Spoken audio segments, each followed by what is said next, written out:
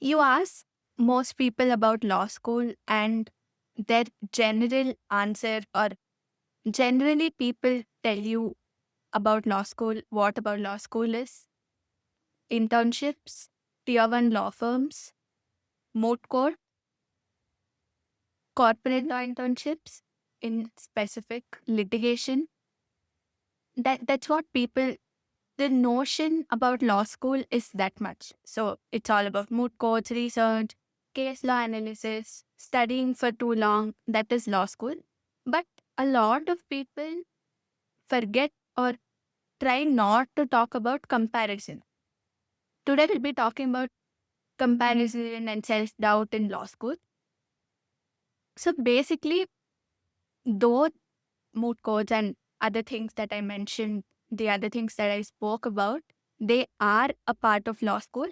But comparison is it plays an important role in your law school journey.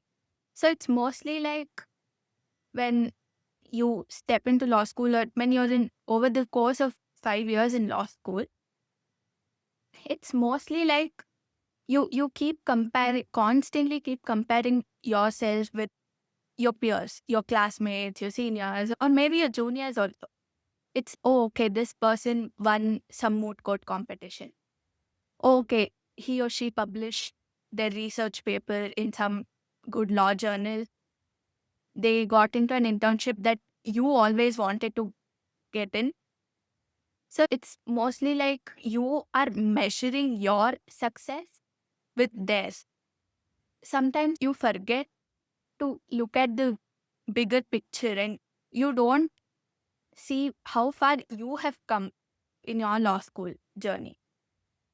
So it's mostly like you have you wouldn't have put it on LinkedIn. You would have gained a lot of confidence from a presentation that you did, a paper presentation that you did. You might not have won that paper presentation competition. You might not have won that best paper presenter award, but you have gained confidence.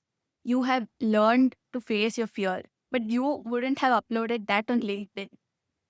So, in essence, this video is mostly about telling aspiring law students, or law students that are in their second, third, or first year, try not to compare somebody else's achievements with that of yours.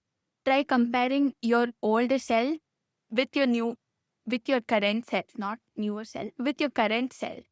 Look at how far you have come from not wanting to participate in moots and not wanting to present your papers, from that to participating in moot court competitions, winning and winning or not, that's secondary, because sometimes regardless of your efforts, you don't win.